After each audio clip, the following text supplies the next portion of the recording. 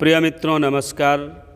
विजयदशमी के दिन अपराजिता स्तोत्र का विधिवत पाठ करने से सब प्रकार के रोग तथा सब प्रकार के शत्रु और सब बंध्या दोष नष्ट होता है। विशेष रूप से मुकदमा में सफलता और राजकीय कार्यों में अपराजित रहने के लिए यह पाठ रामबाण है। आज आप पाठवश श्रवण करें। आइए पाठ शुरू करते हैं। श्री त्रैलोक्य विजया अपराजिता स्तोत्रम्। ओम नमो पराजितायै। ओम अस्या वैष्णव्याः पराया अजिताया महाविद्यायाः वामदेव बृहस्पति मार्कण्डेया ऋषयः गायत्रुष्णिगनुष्टुबृहति छन्दांसि लक्ष्मी नृसिंहो देवता। ओम क्लीं श्रीं ह्रीं बीजं हुं शक्तिः सकलकामना सिद्ध्यर्थम् अपराजित विद्यामन्त्रपाठे विनियोगः। ओम नीलोत्पलदलश्यामां भुजङ्गाभरणान्वितां शुद्धस्फटिकसङ्कासां चन्द्रकोटिनिभाननां शङ्खचक्रधरां देवी वैष्णवीमपराजितां बालेन्दुशेखरां देवीं वरदाभयदायिनीं नमस्कृत्य पपाठैनां मार्कण्डेयो महातपाः। मार्कण्डेय उवाच शृणुष्व मुनयः सर्वे सर्वकामार्थसिद्धिदाम् असिद्धसाधनीं देवीं वैष्णवीमपराजिताम्। ओम नमो नारायणाय नमो भगवते वासुदेवाय नमोऽस्त्वनन्ताय सहस्रशीर्षायणे क्षीरोदार्णवसायिने शेषभोगपर्यङ्काय गरुडवाहनाय अमोघाय अजाय अजिताय पीतवाससे। ओम वासुदेव संकर्षण प्रद्युम्न अनिरुद्ध हयग्रीव मत्स्य कूर्म वाराह नृसिंह अच्युत वामन त्रिविक्रम श्रीधर राम राम राम वरद वरद वरदो भव। नमोस्तुते नमोस्तुते स्वाहा।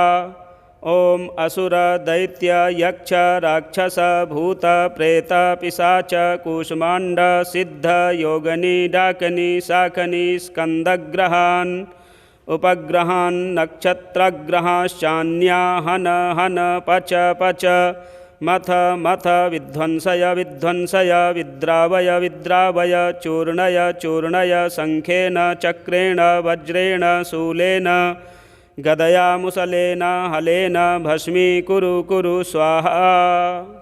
ओम सहस्रबाहो सहस्रप्रहरणायुध जय जय विजय विजय अजित अमित अपराजित अप्रतिहत सहस्रनेत्र ज्वल ज्वल प्रज्वल प्रज्वल विश्वरूप बहुरूप मधुसूदन महावराह महापुरुष वैकुंठ नारायण पद्मनाभ गोविंद दामोदर ऋषिकेश केशव सर्वासुरोत्सादन सर्वभूतवशंकर सर्वदुःस्वप्न प्रभेदन सर्वयंत्रप्रभंजन सर्वनागविमर्दन सर्वदेव महेश्वर सर्वबंधविमोक्षण सर्वाहितप्रमर्दन सर्वज्वरप्रणाशन सर्वग्रहनिवारण सर्वपापप्रशमन जनार्दन नमोस्तुते स्वाहा।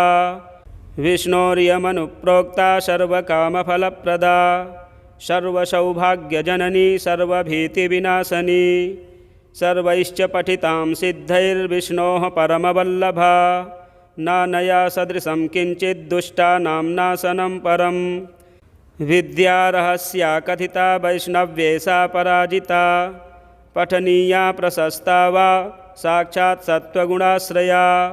ओम शुक्लांबरधरं विष्णुं शशिवर्णं चतुर्भुजं प्रसन्नवदनं ध्यायेत् सर्वविघ्नोपशान्तये।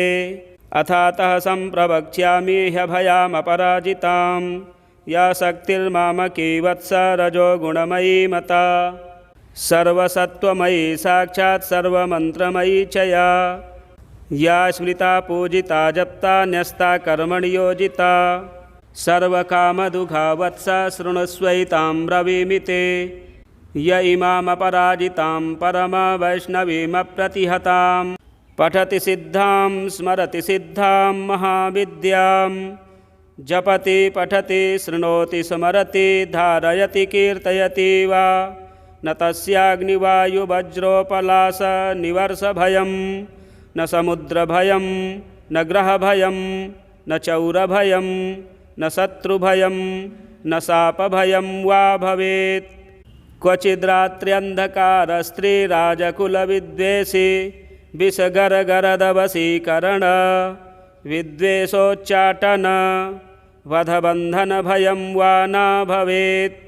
एतैर्मन्त्रैरुदाहृतैः सिद्धैः संसिद्धपूजितैः ॐ नमोऽस्तु ते अभये अनघे अजिते अमिते अमृते अपरे अपराजिते पठति सिद्धे जयति सिद्धे स्मरति सिद्धे एको नासीति तमे एकाकिनि निश्चेतसि सुद्रुमे सुगन्धे एकान्नसे उमे ध्रुवे अरुन्धति गायत्री सावित्री जातवेदसि मानस्तोके सरस्वती धरणी धारणी सौदामणि अदिति दिति विनते गौरी गांधारी मातंगी कृष्णे यशोदे सत्यवादिनी ब्रह्मवादिनी काली कपालिनी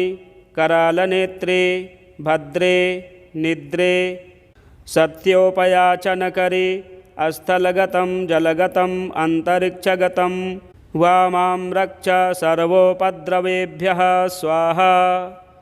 यस्याः प्रणश्यते पुष्पं गर्भो वा पतते यदि म्रियते बालको यस्याः काकबन्ध्या च या भवेत् धारयेद्या इमां विद्यामेतैर्दोषैर्न लिप्यते गर्भणी जीववत्सा स्यात् पुत्रिणी स्यान्न संशयः भूर्जपत्रे त्विमां विद्यां लिखित्वा गन्धचन्दनैः एतैर्दोषैर्न लिप्येत सुभगा पुत्रिणी भवेत् रणे राजकुले द्यूते नित्यं तस्य जयो भवेत् शस्त्रं वारयते हेषा समरे कण्डदारुणे गुल्मशूलाक्षिरोगाणां क्षिप्रं नास्यतीच्छा व्यथां शिरोरोगज्वराणां न नाशिनी सर्वदेहिनाम् इत्येषा कथिता विद्या अभयाख्या पराजिता एतस्याः स्मृतिमात्रेण भयं क्वापि न जायते नोपसर्गा न रोगाश्च न योधा नापि तस्कराः न राजानो न सर्पाश्च न द्वेष्टारो न शत्रवः यक्षराक्षसवेताला न शाकिन्यो न चग्रहाः अग्नेर्भयं न वाताच्च न समुद्रान्न वैविशात् कार्मणं वा शत्रुकृतं वशीकरणमेव च उच्चाटनं स्तम्भनं च विद्वेषणमथापि वा न किञ्चित् प्रभवेत्तत्र यत्रैषा वर्तते भया पठेद्वा यदि वा चित्रे पुस्तके वा मुखेऽथवा हृदि वा द्वारदेशे वा वर्तते ह्यभयः पुमान् हृदये विन्यसेदेतां ध्यायेद्देवीं चतुर्भुजां रक्तमाल्याम्बरधरां पद्मरागसमप्रभां पाशाङ्कुशाभयवरैरलङ्कृतसुविग्रहां साधकेभ्यः प्रयच्छन्तीं मन्त्रवर्णामृतान्यपि नातः परतरं किञ्चिद्वशीकरणमनुत्तमं रक्षणं पावनं चापि नात्र कार्या विचारणा प्रातः कुमारिकाः पूज्याः खाद्यैराभरणैरपि तदिदं वाचनीयं स्यात् तत्प्रीत्या प्रीयते तु माम् ॐ अथातः सम्प्रवक्ष्यामि विद्यामपि महाबलां सर्वदुष्टप्रशमनीं सर्वशत्रुक्षयङ्करीं दारिद्र्यदुःखशमनीं दौर्भाग्यव्याधिनाशिनीं भूतप्रेतपिशाचानां यक्षगन्धर्वरक्षसां डाकनीशाकनीस्कन्दकूष्माण्डानां च नाशिनीं महारौद्रीं महाशक्तिं सद्यः प्रत्ययकारिणीं गोपनीयं प्रयत्नेन सर्वस्वं पार्वतीपतेः। तामहं ते प्रवक्ष्यामि सावधानमनाः शृणु। एकाह्निकं द्व्याह्निकं च चातुर्थिकार्धमासिकं, द्वैमासिकं त्रैमासिकं तथा चातुर्मासिकं, पाञ्चमासिकं षाड्मासिकं वातिकपैतिकज्वरं, श्लैष्मिकं सात्रिपातिकं तथैव सततज्वरं, मौहूर्तिकं पैतिकं शीतज्वरं विषमज्वरं, द्व्याह्निकं त्रयाह्निकं चैव ज्वरमेकाह्निकं तथा। क्षिप्रं नाशयेते नित्यं स्मरणादपराजिता।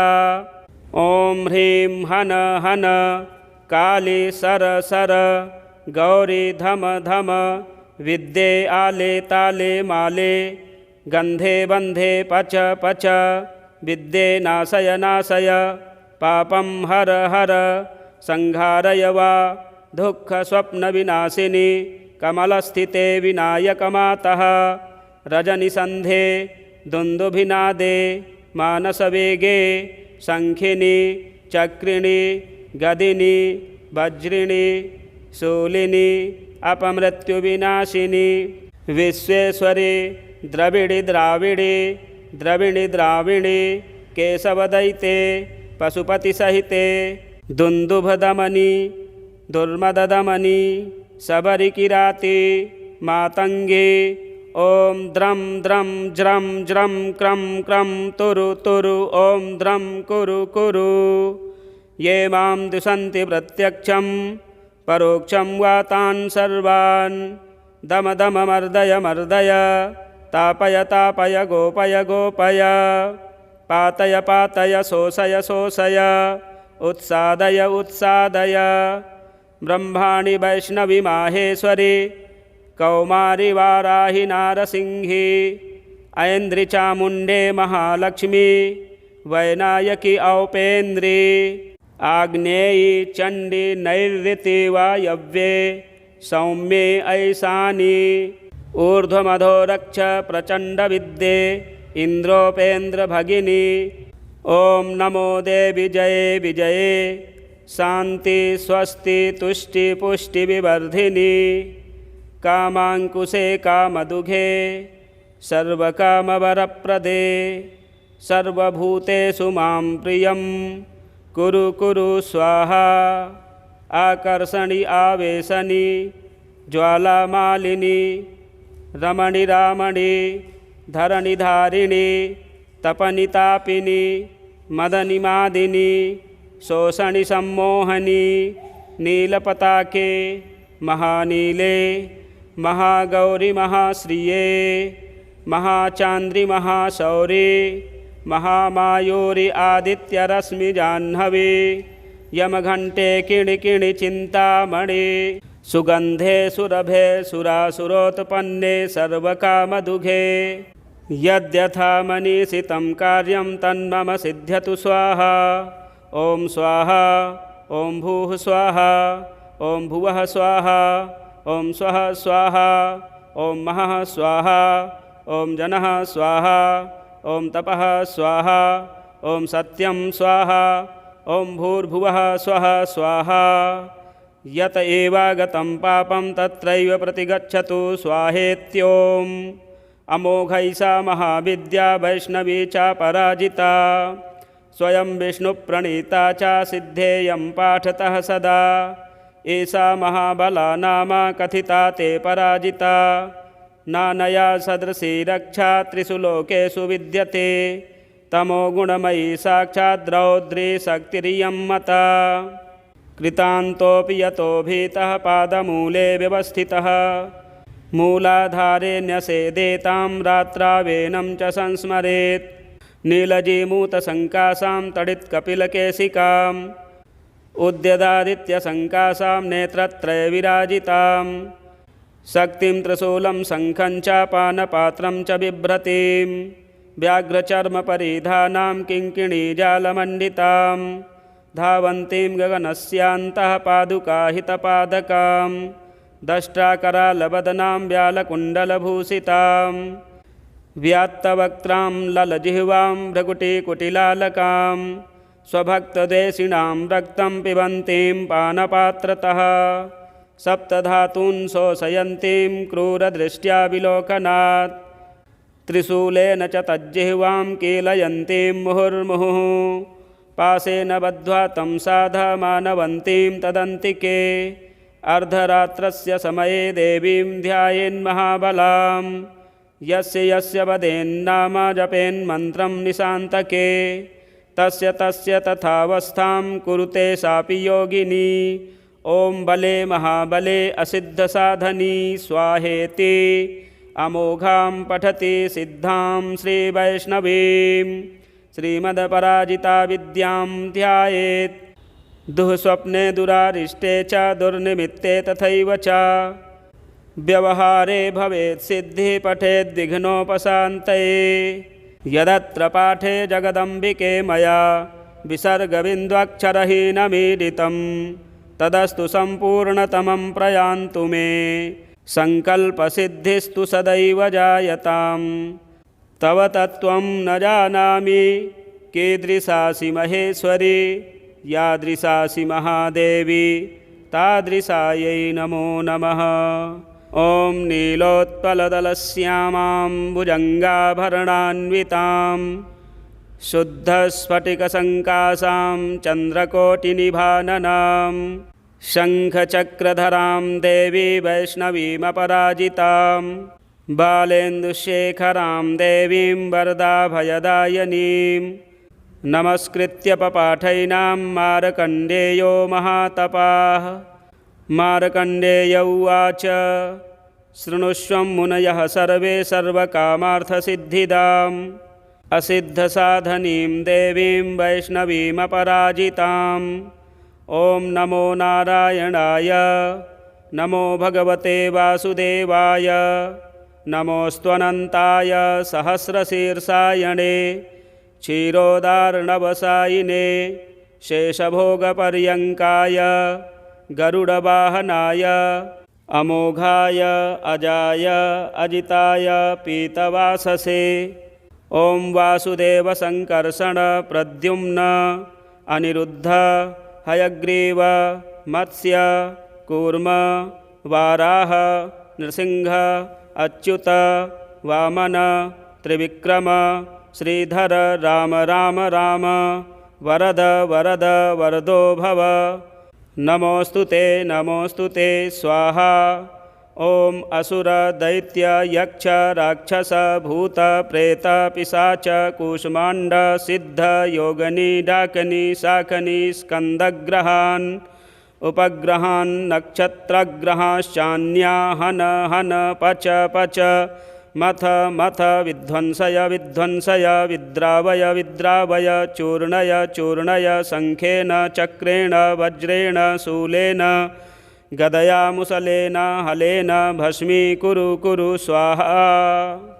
ॐ सहस्रबाहो सहस्रप्रहरणायुध जय जय विजय विजय अजित अमित अपराजित अप्रतिहत सहस्रनेत्र ज्वल ज्वल प्रज्वल प्रज्वल विश्वरूप बहुरूप मधुसूदन महावराह महापुरुष वैकुण्ठ नारायण पद्मनाभ गोविंद दामोदर हृषिकेश केशव सर्वासुरोत्सादन सर्वभूतवशङ्कर सर्वदुःस्वप्नप्रभेदन सर्वयन्त्रप्रभञ्जन सर्वनागविमर्दन सर्वदेवमहेश्वर सर्वबन्धविमोक्षण सर्वाहितप्रमर्दन सर्वज्वरप्रणाशन सर्वग्रहनिवारण सर्वपापप्रशमन जनार्दन नमोऽस्तु ते स्वाहा।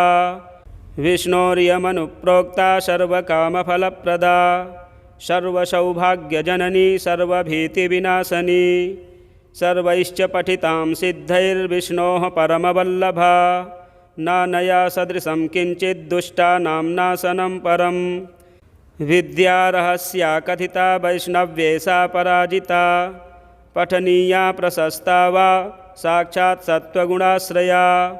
ॐ शुक्लाम्बरधरं विष्णुं शशिवर्णं चतुर्भुजं प्रसन्नवदनं ध्यायेत् सर्वविघ्नोपशान्तये।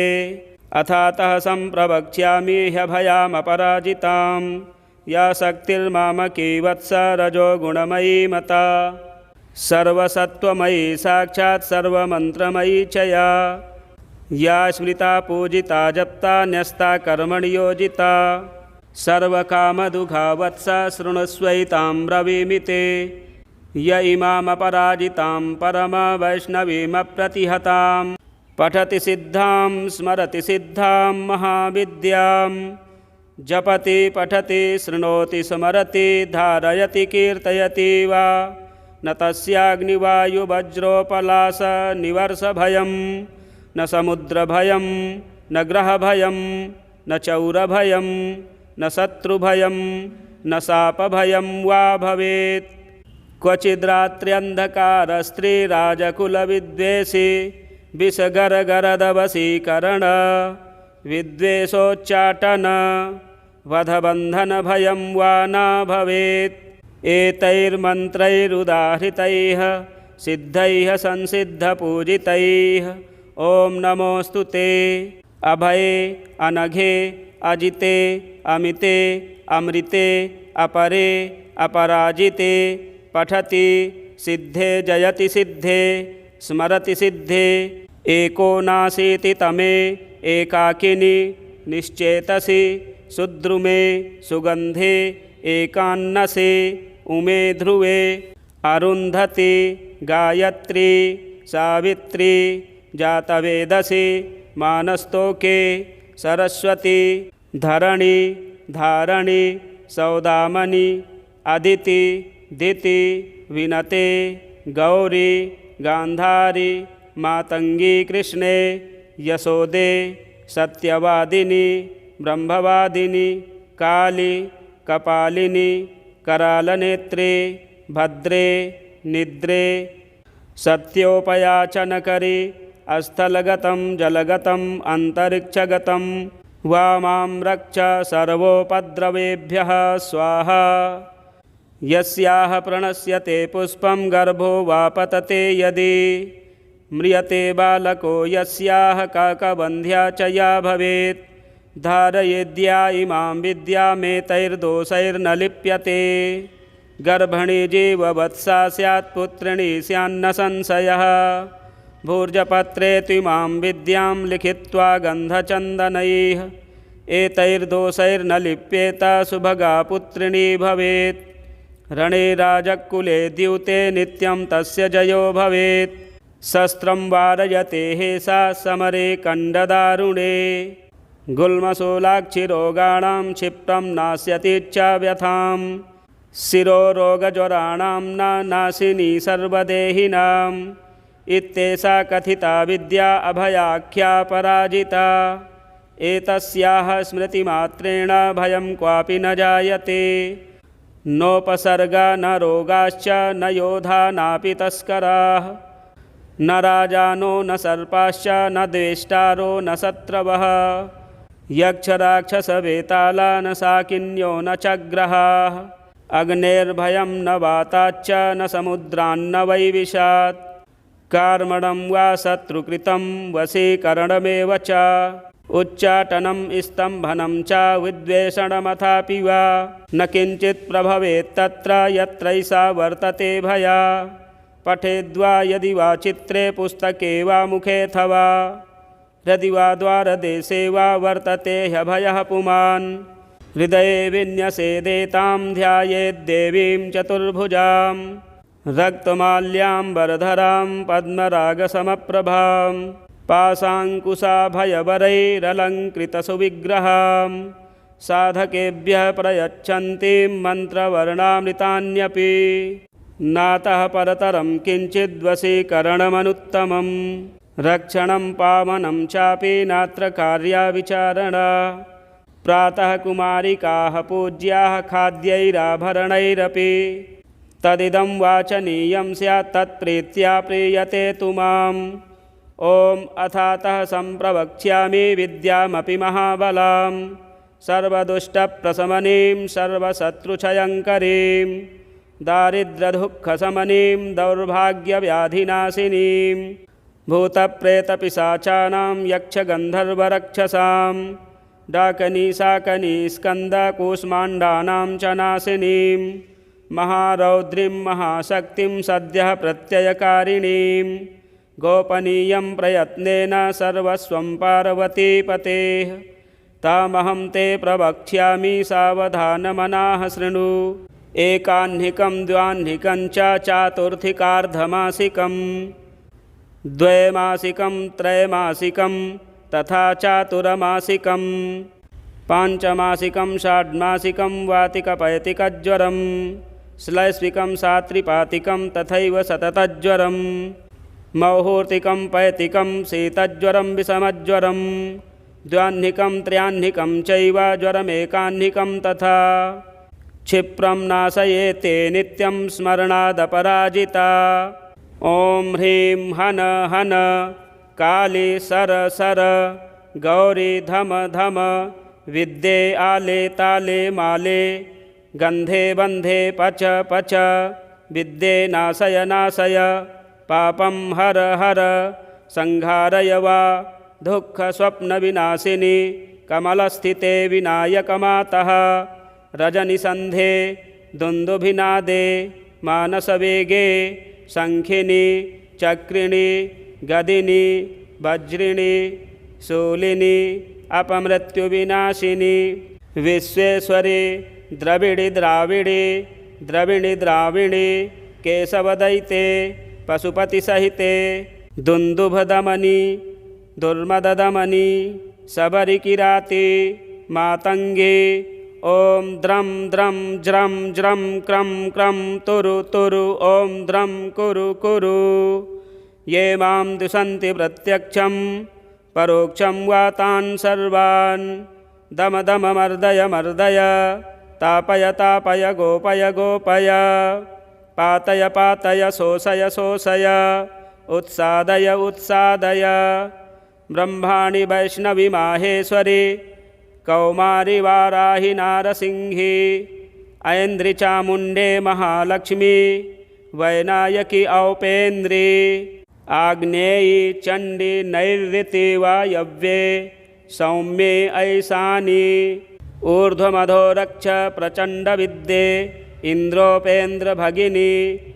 ॐ नमो देवी जये विजये शान्ति स्वस्ति तुष्टि पुष्टि विवर्धिनी कामाङ्कुशे कामदुघे सर्वकामवरप्रदे सर्वभूतेषु मां प्रियं कुरु कुरु स्वाहा।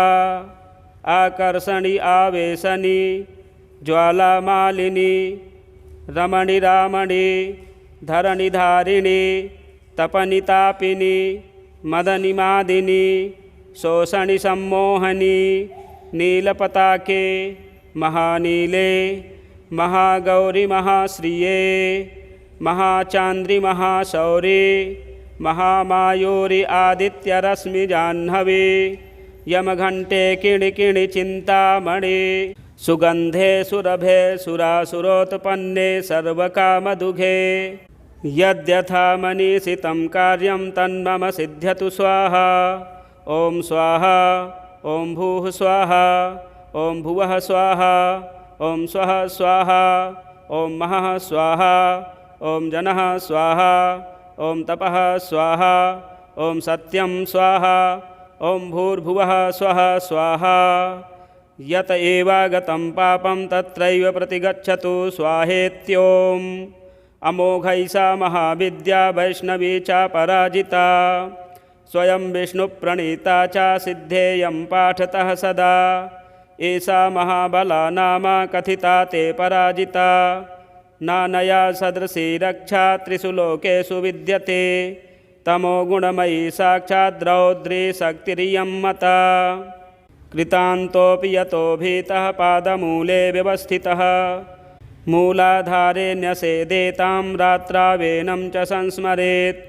नीलजीमूतसङ्कासां तडित्कपिलकेशिकाम् उद्यदादित्यसङ्कासां नेत्रत्रयविराजितां शक्तिं त्रिशूलं शङ्खं च पानपात्रं च बिभ्रतीं व्याघ्रचर्मपरिधानां किङ्किणीजालमण्डितां धावन्तीं गगनस्यान्तः पादुकाहितपादकां दष्ट्राकरालवदनां व्यालकुण्डलभूषितां व्यात्तवक्त्रां ललजिह्वां भ्रकुटीकुटिलालकां स्वभक्तदेशिणां रक्तं पिबन्तीं पानपात्रतः सप्तधातून् शोषयन्तीं क्रूरदृष्ट्या विलोकनात् त्रिशूलेन च तज्जिह्वां कीलयन्तीं मुहुर्मुहुः पाशेन बद्ध्वा तं साधमानवन्तीं तदन्तिके अर्धरात्रस्य समये देवीं ध्यायेन्महाबलां यस्य यस्य वदेन्नाम जपेन्मन्त्रं निशान्तके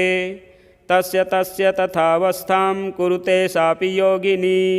ॐ बले महाबले असिद्धसाधनी स्वाहेति अमोघां पठति सिद्धां श्रीवैष्णवीं श्रीमदपराजिता विद्यां ध्यायेत् दुःस्वप्ने दुरारिष्टे च दुर्निमित्ते तथैव च व्यवहारे भवेत् सिद्धिः पठेद्विघ्नोपशान्तये यदत्र पाठे जगदम्बिके मया विसर्गबिन्दुक्षरहीनमीडितं तदस्तु सम्पूर्णतमं प्रयान्तु मे संकल्पसिद्धिस्तु सदैव जायताम् तव तत्त्वं न जानामि कीदृशासि महेश्वरी यादृशासि महादेवी तादृशायै नमो नमः।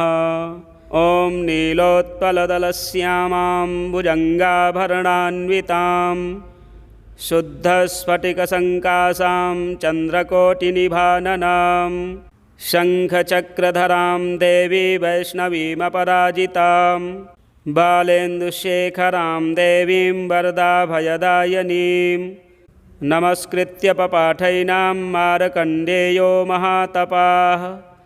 मार्कण्डेय उवाच शृणुष्वं मुनयः सर्वे सर्वकामार्थसिद्धिदाम् असिद्धसाधनीं देवीं वैष्णवीमपराजिताम्। ॐ नमो नारायणाय नमो भगवते वासुदेवाय नमोऽस्त्वनन्ताय सहस्रशीर्षायणे क्षीरोदार्णवसायिने शेषभोगपर्यङ्काय गरुडवाहनाय अमोघाय अजाय अजिताय पीतवाससे। ॐ वासुदेव संकर्षण प्रद्युम्न अनिरुद्ध हयग्रीव मत्स्य कूर्म वाराह नृसिंह अच्युत वामन त्रिविक्रम श्रीधर राम राम राम वरद वरद वरदो भव। नमोऽस्तु ते स्वाहा।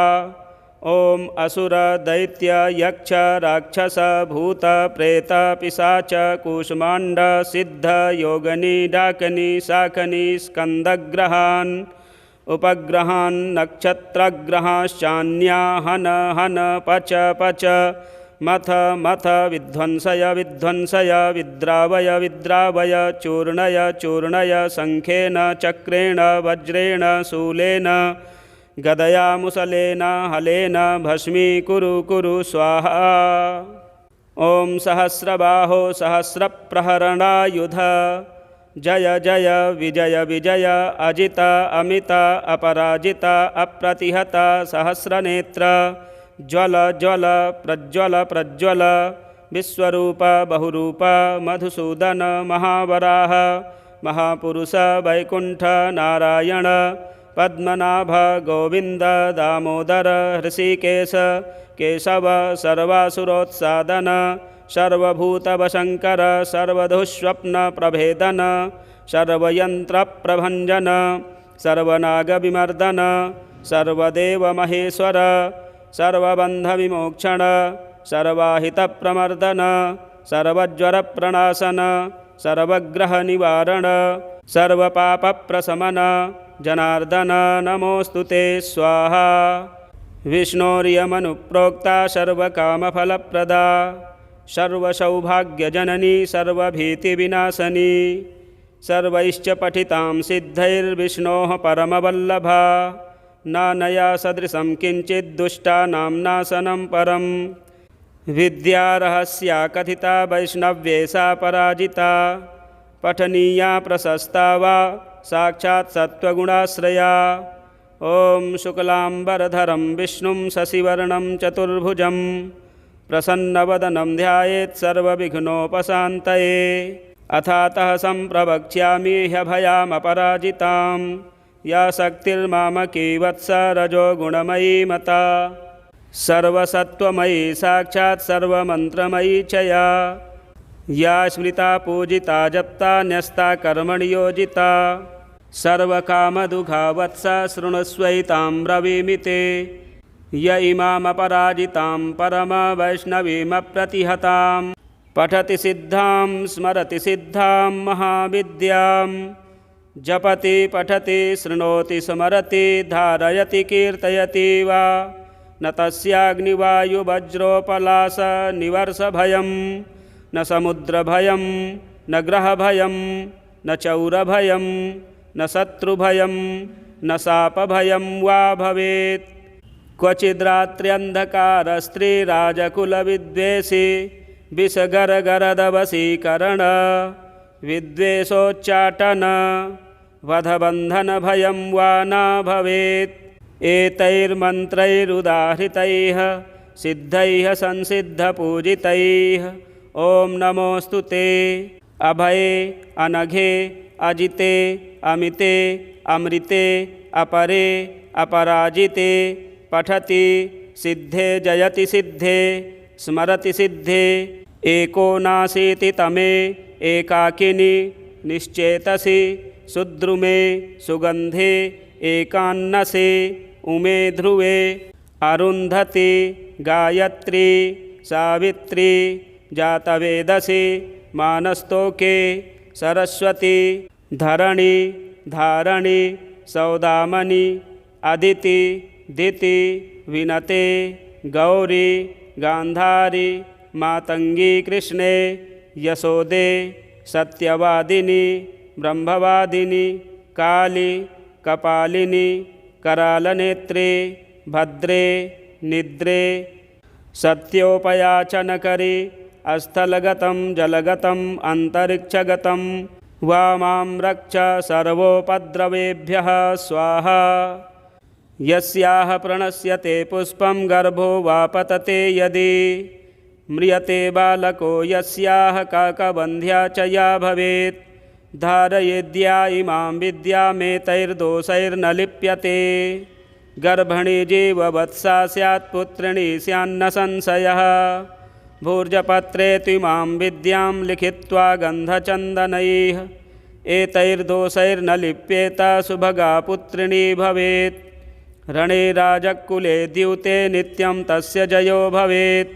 शस्त्रं वारयते हेषा समरे कण्डदारुणे। गुल्मशूलाक्षिरोगाणां क्षिप्रं नास्यतीच्छा व्यथां। शिरोरोगज्वराणां न नाशिनी सर्वदेहिनाम्। इत्येषा कथिता विद्या अभयाख्या पराजिता। एतस्याः स्मृतिमात्रेण भयं क्वापि न जायते। नोपसर्गा न रोगाश्च न योधा नापि तस्कराः। न राजानो न सर्पाश्च न द्वेष्टारो न शत्रवः। यक्षराक्षसवेताला न शाकिन्यो न चग्रहाः। अग्नेर्भयं न वाताच्च न समुद्रान्न वैविशात्। कार्मणं वा शत्रुकृतं वशीकरणमेव च। उच्चाटनं स्तम्भनं च विद्वेषणमथापि वा न किञ्चित् प्रभवेत् तत्र यत्रैषा वर्तते भया।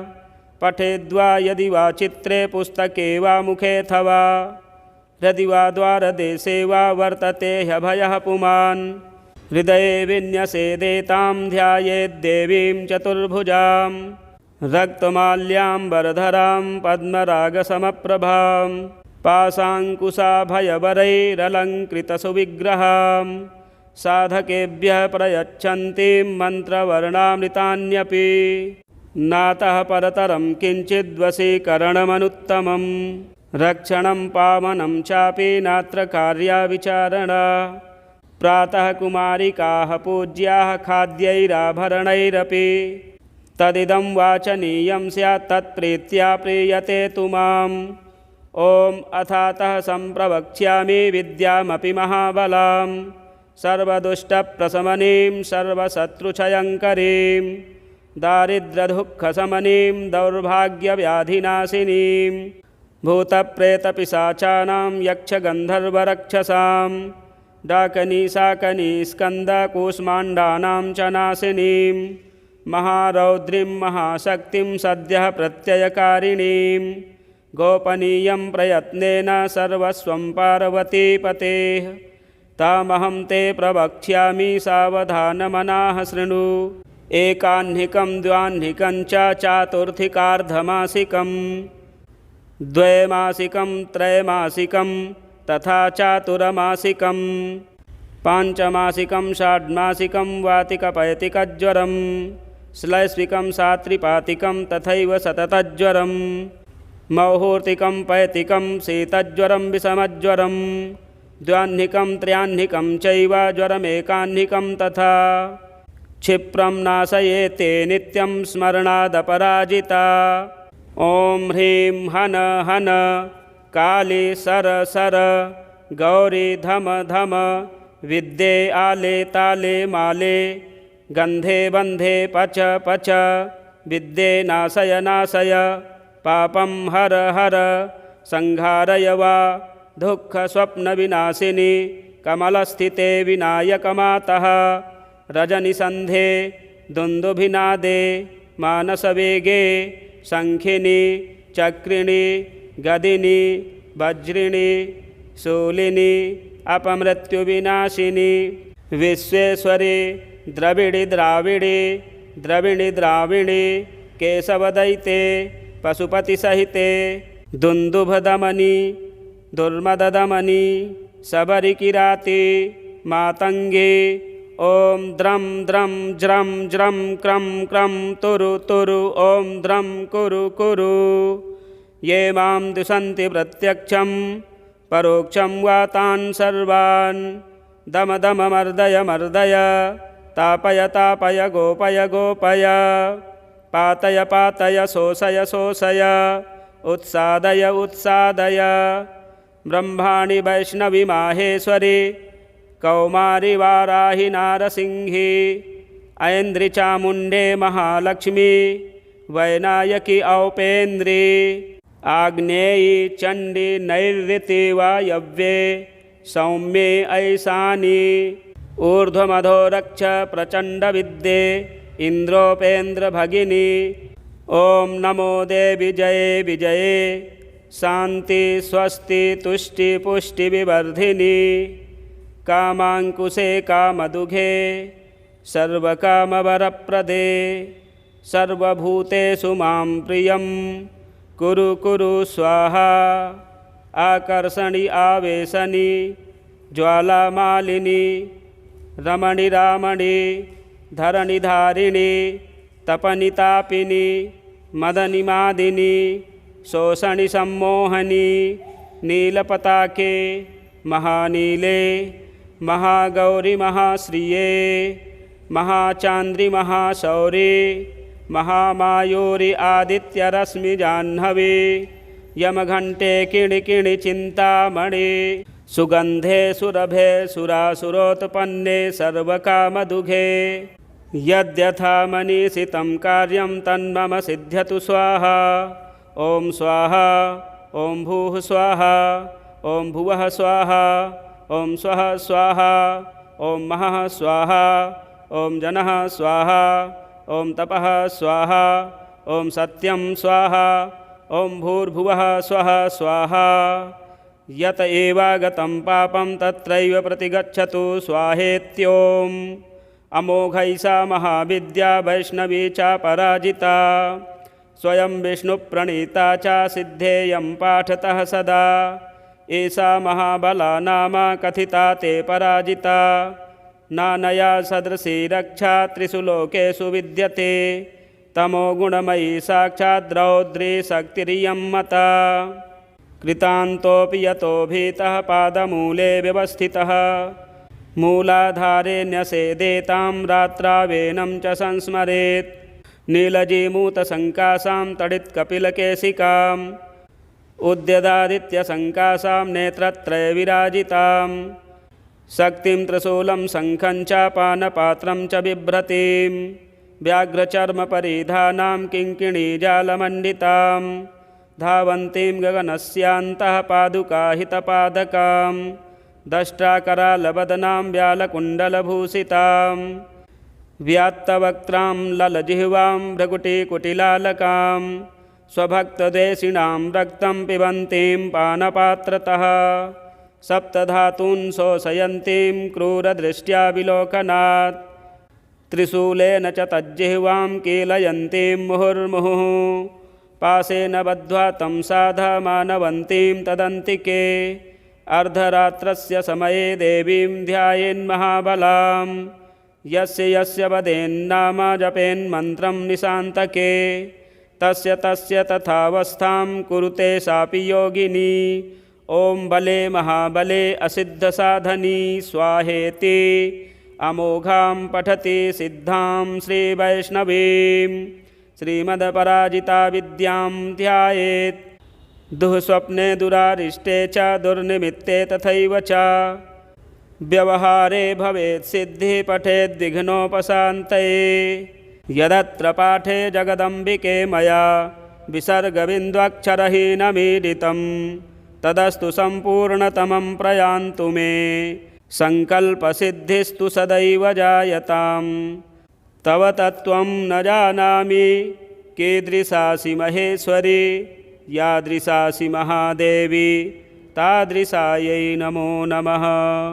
ॐ नीलोत्पलदलश्यामां भुजङ्गाभरणान्वितां शुद्धस्फटिकसङ्काशां चन्द्रकोटिनिभाननां शङ्खचक्रधरां देवी वैष्णवीमपराजितां बालेन्दुशेखरां देवीं वरदाभयदायिनीं नमस्कृत्य पपाठैनां मार्कण्डेयो महातपाः। मार्कण्डेय उवाच शृणुष्व मुनयः सर्वे सर्वकामार्थसिद्धिदाम् असिद्धसाधनीं देवीं वैष्णवीमपराजिताम्। ॐ नमो नारायणाय नमो भगवते वासुदेवाय नमोऽस्त्वनन्ताय सहस्रशीर्षायणे क्षीरोदार्णवसायिने शेषभोगपर्यङ्काय गरुडवाहनाय अमोघाय अजाय अजिताय पीतवाससे। ॐ वासुदेव संकर्षण प्रद्युम्न अनिरुद्ध हयग्रीव मत्स्य कूर्म वाराह नृसिंह अच्युत वामन त्रिविक्रम श्रीधर राम राम राम वरद वरद वरदो भव। नमोऽस्तु ते स्वाहा। ॐ असुर दैत्य यक्ष राक्षस भूत प्रेत पिशाच कूष्माण्ड सिद्ध योगनी डाकनी शाकनी स्कन्दग्रहान् उपग्रहान् नक्षत्रग्रहाश्चान्या हन हन पच पच मथ मथ विध्वंसय विध्वंसय विद्रावय विद्रावय चूर्णय चूर्णय शङ्खेन चक्रेण वज्रेण शूलेन गदया मुसलेन हलेन भस्मीकुरु कुरु स्वाहा।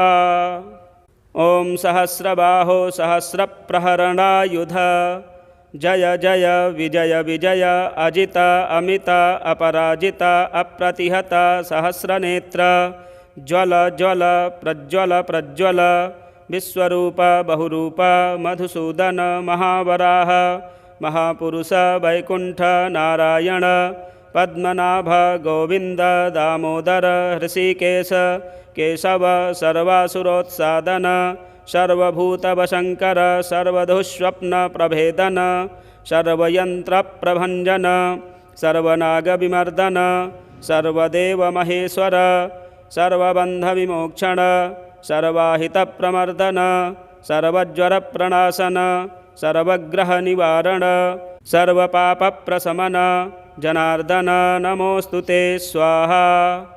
विष्णोर्यमनुप्रोक्ता सर्वकामफलप्रदा सर्वसौभाग्यजननी सर्वभीतिविनाशनी सर्वैश्च पठितां सिद्धैर्विष्णोः परमवल्लभा नानया सदृशं किञ्चित् दुष्टानां नाशनं परम्। विद्या रहस्या कथिता वैष्णव्ये सा पराजिता, पठनीया प्रशस्ता वा साक्षात् सत्त्वगुणाश्रया। ॐ शुक्लाम्बरधरं विष्णुं शशिवर्णं चतुर्भुजं, प्रसन्नवदनं ध्यायेत् सर्वविघ्नोपशान्तये। अथातः सम्प्रवक्ष्यामि ह्यभयामपराजितां, या शक्तिर्मामकी वत्स रजोगुणमयी मता। सर्वसत्त्वमयी साक्षात् सर्वमन्त्रमयी च या स्मृता पूजिता जप्ता न्यस्ता कर्मणि योजिता। सर्वकामदुघा वत्स शृणुष्वैतां ब्रवीमि ते, य इमामपराजितां परमवैष्णवीमप्रतिहतां। पठति सिद्धां स्मरति सिद्धां महाविद्यां, जपति पठति शृणोति स्मरति धारयति कीर्तयति वा। न तस्याग्निवायुवज्रोपलाशनिवर्षभयं, न समुद्रभयं न ग्रहभयं न चौरभयं न शत्रुभयं न शापभयं वा भवेत्। क्वचिद्रात्र्यन्धकारस्त्रीराजकुलविद्वेषी विषगरगरदवशीकरण, विद्वेषोच्चाटन वधबन्धनभयं वा न भवेत्। एतैर्मन्त्रैरुदाहृतैः सिद्धैः संसिद्धपूजितैः ॐ नमोऽस्तु ते। अभये अनघे अजिते अमिते अमृते अपरे अपराजिते, पठति सिद्धे जयति सिद्धे स्मरति सिद्धे। एको नाशीति तमे एकाकिनि निश्चेतसि, सुद्रुमे सुगन्धे एकान्नसे उमे ध्रुवे। अरुन्धति गायत्री सावित्री जातवेदसि, मानस्तोके सरस्वती धरणी धारणी सौदामणि अदिति दिति विनते गौरी गान्धारी मातंगी कृष्णे यशोदे सत्यवादिनी ब्रह्मवादिनी काली कपालिनी करालनेत्रे भद्रे निद्रे सत्योपयाचनकरी स्थलगतं जलगतं अन्तरिक्षगतं वामां रक्ष सर्वोपद्रवेभ्यः स्वाहा। यस्याः प्रणश्यते पुष्पं गर्भो वा पतते यदि, म्रियते बालको यस्याः काकबन्ध्या च या भवेत्। धारयेद्या इमां विद्यामेतैर्दोषैर्न लिप्यते, गर्भणी जीववत्सा स्यात् पुत्रिणी स्यान्न संशयः। भूर्जपत्रे त्विमां विद्यां लिखित्वा गन्धचन्दनैः, एतैर्दोषैर्न लिप्येत सुभगा पुत्रिणी भवेत्। रणे राजकुले द्यूते नित्यं तस्य जयो भवेत्, शस्त्रं वारयते हेषा समरे कण्डदारुणे। गुल्मशूलाक्षिरोगाणां क्षिप्रं नास्यतीच्छा व्यथां, शिरोरोगज्वराणां न नाशिनी सर्वदेहिनाम्। इत्येषा कथिता विद्या अभयाख्या पराजिता, एतस्याः स्मृतिमात्रेण भयं क्वापि न जायते। नोपसर्गा न रोगाश्च न योधा नापि तस्कराः, न राजानो न सर्पाश्च न द्वेष्टारो न शत्रवः। यक्षराक्षसवेताला न शाकिन्यो न चग्रहाः, अग्नेर्भयं न वाताच्च न समुद्रान्न वैविशात्। कार्मणं वा शत्रुकृतं वशीकरणमेव च, उच्चाटनं स्तम्भनं च विद्वेषणमथापि वा। न किञ्चित् प्रभवेत्तत्र यत्रैषा वर्तते भया, पठेद्वा यदि वा चित्रे पुस्तके वा मुखेऽथवा। यदि वा द्वारदेशे वा वर्तते ह्यभयः पुमान्, हृदये विन्यसेदेतां ध्यायेद्देवीं चतुर्भुजां। रक्तमाल्याम्बरधरां पद्मरागसमप्रभां, पाशाङ्कुशाभयवरैरलङ्कृतसुविग्रहां। साधकेभ्यः प्रयच्छन्तीं मन्त्रवर्णामृतान्यपि, नातः परतरं किञ्चिद्वशीकरणमनुत्तमं। रक्षणं पावनं चापि नात्र कार्या विचारणा, प्रातः कुमारिकाः पूज्याः खाद्यैराभरणैरपि तदिदं वाचनीयं स्यात् तत्प्रीत्या प्रीयते तु माम्। ॐ अथातः सम्प्रवक्ष्यामि विद्यामपि महाबलां सर्वदुष्टप्रशमनीं सर्वशत्रुक्षयङ्करीं दारिद्र्यदुःखशमनीं दौर्भाग्यव्याधिनाशिनीं भूतप्रेतपिशाचानां यक्षगन्धर्वरक्षसां डाकनीशाकनीस्कन्दकूष्माण्डानां च नाशिनीं महारौद्रीं महाशक्तिं सद्यः प्रत्ययकारिणीं गोपनीयं प्रयत्नेन सर्वस्वं पार्वतीपतेः तामहं ते प्रवक्ष्यामि सावधानमनाः शृणु। एकाह्निकं द्व्याह्निकं च चातुर्थिकार्धमासिकं द्वैमासिकं त्रैमासिकं तथा चातुर्मासिकं पाञ्चमासिकं षाड्मासिकं वातिकपैतिकज्वरं श्लैष्विकं सात्रिपातिकं तथैव सततज्वरं मौहूर्तिकं पैतिकं शीतज्वरं विषमज्वरं द्व्याह्निकं त्रयाह्निकं चैव ज्वरमेकाह्निकं तथा क्षिप्रं नाशयेते नित्यं स्मरणादपराजिता। ॐ ह्रीं हन हन काली सर सर गौरी धम धम विद्ये आले ताले माले गन्धे बन्धे पच पच विद्ये नाशय नाशय पापं हर हर संहारय वा दुःखस्वप्नविनाशिनी कमलस्थिते विनायकमातः रजनिसन्धे दुन्दुभिनादे मानसवेगे शङ्खिनी चक्रिणी गदिनी वज्रिणी शूलिनी अपमृत्युविनाशिनी विश्वेश्वरी द्रविड़ी द्राविड़ी द्रविणी द्राविणी केशवदयिते पशुपतिसहिते दुन्दुभदमनी दुर्मददमनी शबरिकिराती मातंगी ॐ द्रं द्रं ज्रं ज्रं क्रं क्रं तुरु तुरु ॐ द्रं कुरु कुरु। ये मां दुषन्ति प्रत्यक्षं परोक्षं वा तान् सर्वान् दम दम मर्दय मर्दय तापय तापय गोपय गोपय पातय पातय शोषय शोषय उत्सादय उत्सादय। ब्रह्माणि वैष्णवी माहेश्वरी कौमारी वाराहि नारसिंही ऐन्द्री चामुण्डे महालक्ष्मी वैनायकी औपेन्द्री आग्नेयी चण्डी नैऋति वायव्ये सौम्ये ऐशानी ऊर्ध्वमधोरक्ष प्रचण्डविद्ये इन्द्रोपेन्द्रभगिनी। ॐ नमो देवी जये विजये शान्ति स्वस्ति तुष्टि पुष्टि विवर्धिनी कामाङ्कुशे कामदुघे सर्वकामवरप्रदे सर्वभूतेषु मां प्रियं कुरु कुरु स्वाहा।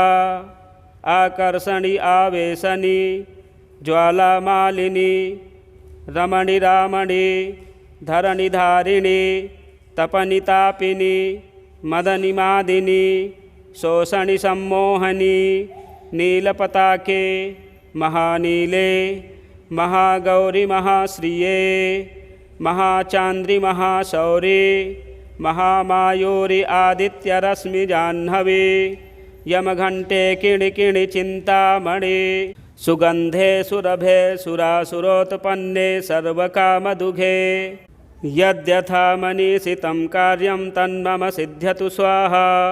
ॐ स्वाहा ॐ भूः स्वाहा ॐ भुवः स्वाहा ॐ स्वः स्वाहा ॐ महः स्वाहा ॐ जनः स्वाहा ॐ तपः स्वाहा ॐ सत्यं स्वाहा ॐ भूर्भुवः स्वः स्वाहा। यत एवागतं पापं तत्रैव प्रतिगच्छतु स्वाहेत्योम्। अमोघैषा महाविद्या वैष्णवी चापराजिता स्वयं विष्णुप्रणीता च सिद्धेयं पाठतः सदा।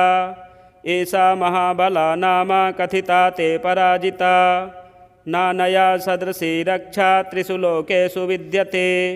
तमोगुणमयी साक्षात् रौद्री शक्तिरियं मता। कृतान्तोऽपि यतो भीतः पादमूले व्यवस्थितः मूलाधारे न्यसेदेतां रात्रावेनं च संस्मरेत् नीलजीमूतसङ्कासां तडित्कपिलकेशिकाम् उद्यदादित्यसङ्कासां नेत्रत्रयविराजितां शक्तिं त्रिशूलं शङ्खं च पानपात्रं च बिभ्रतीं व्याघ्रचर्मपरिधानां किङ्किणीजालमण्डितां धावन्तीं गगनस्यान्तः पादुकाहितपादकां दष्ट्राकरालवदनां व्यालकुण्डलभूषितां व्यात्तवक्त्रां ललजिह्वां भ्रकुटीकुटिलालकां स्वभक्तदेशिणां रक्तं पिबन्तीं पानपात्रतः सप्तधातून् शोषयन्तीं क्रूरदृष्ट्या विलोकनात् त्रिशूलेन च तज्जिह्वां कीलयन्तीं मुहुर्मुहुः पाशेन बद्ध्वा तं साधमानवन्तीं तदन्तिके अर्धरात्रस्य समये देवीं ध्यायेन्महाबलां यस्य यस्य वदेन्नाम जपेन्मन्त्रं निशान्तके तस्य तथावस्थां कुरुते सापि योगिनी ॐ बले महाबले असिद्धसाधनी स्वाहेति अमोघां पठति सिद्धां श्रीवैष्णवीं श्रीमदपराजिता विद्यां ध्यायेत् दुःस्वप्ने दुरारिष्टे च दुर्निमित्ते तथैव च व्यवहारे भवेत् सिद्धिः पठेद्विघ्नोपशान्तये यदत्र पाठे जगदम्बिके मया विसर्गबिन्दुक्षरहीनमीडितं तदस्तु सम्पूर्णतमं प्रयान्तु मे सङ्कल्पसिद्धिस्तु सदैव जायतां तव तत्त्वं न जानामि कीदृशासि महेश्वरी यादृशासि महादेवी तादृशायै नमो नमः यादृशासि महादेवी तादृशायै नमो नमः। इस स्तोत्र के विधिवत पाठ से सभी प्रकार के भयों का नाश होता है, शत्रु पराजय होते हैं, राजकीय कार्यों में सफलता प्राप्त होती है, मुकदमे में विजय प्राप्त होती है। आप पाठ अवश्य श्रवण करें, लाभ अवश्य मिलेगा। यदि आप हमारे चैनल में नए हैं तो हमारे चैनल को भी सब्सक्राइब करें, वीडियो शेयर करें, लाइक करें। जय माँ दुर्गे।